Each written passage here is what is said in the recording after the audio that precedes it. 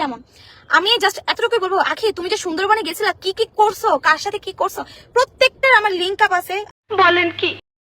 Hello ভাই brother, কি অবস্থা তোমাদের? আশা করি তোমার সকলে অনেক অনেক ভালো আছো। ভিডিওর ফার্স্ট ক্লিপ এবং থাম্বনেল দেখে কি বুঝলা? হ্যাঁ, আজকে এই দুই টিকটকারে নিয়ে কথা বলবো। আসলে এরা যা শুরু করছে সোশ্যাল মিডিয়াতে ঢুকা দিচ্ছে না। সত্যি বলতে এরা যা শুরু করছে পাশের বাসার দুই আন্টির মতো খালি ঝগড়া আর ঝগড়া। একজন তো তার নিজের লোকের সাথে ঝগড়া করতেছে,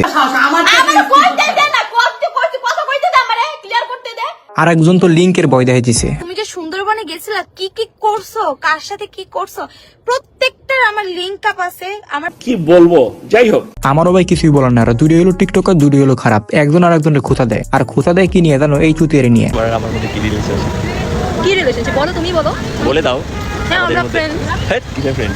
হ্যাঁ ঠিকই দেখছো, এই লুচ্চাটারে নিয়ে ওরা খুশাখুশি করে। যতটুকু জানতে পারলাম এই লুচ্চার নাম হলো বাপ্পি। ও একবার ওর সাথে ভিডিও করে, একবার ওর সাথে ভিডিও করে, মানে একবার মিছিলের সাথে ভিডিও করে, একবার আখির সাথে ভিডিও করে।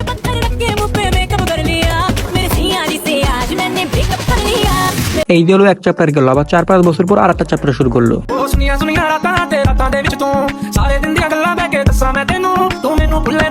কি বুঝলা? এটাই হলো ওদের অবস্থা। একটারও ইতিহাস ভালো না, সবাই হলো টিকটকার। এদের সঙ্গী বদলে তো টাইম লাগে না, রূপ বদলে তো টাইম লাগে না। ও আচ্ছা, আমার তো মনে নেই, এরা হলো মডার্ন মেয়ে। এদের তো পাস্ট কোনো মেটারই করে না। এর জন্য একটা 3-4টা বিয়ে, 3-4টা ডিভোর্স।